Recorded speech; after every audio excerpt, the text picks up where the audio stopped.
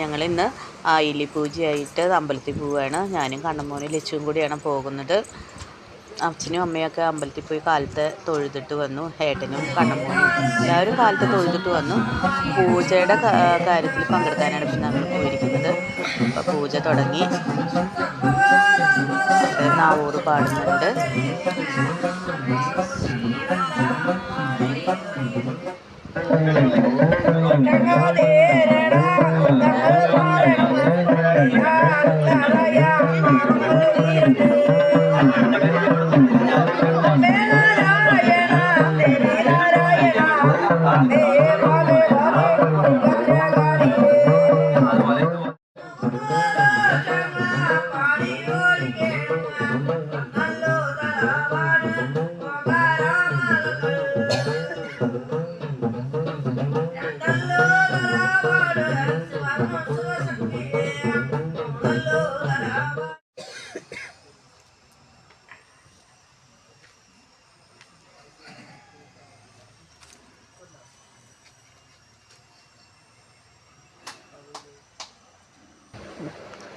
പൂജ കഴിഞ്ഞിട്ട് എല്ലാവർക്കും തീർത്തും അതുപോലെ പ്രസാദവും നൽകണം. സർപ്പദോഷങ്ങൾ തീരാനായിട്ട് നമ്മൾ തിരി ഉഴിഞ്ഞ് നടക്കിൽ വയ്ക്കുകയാണ് ഇപ്പം കാണുന്നത്.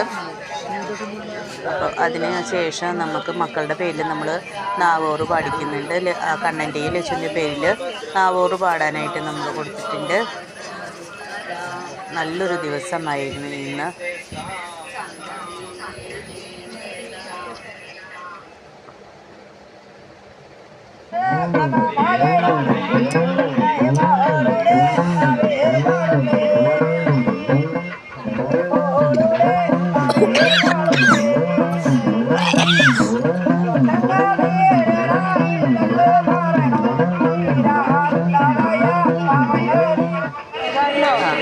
അപ്പോൾ അതിനുശേഷം അന്നദാനം ഉണ്ടായിരുന്നു.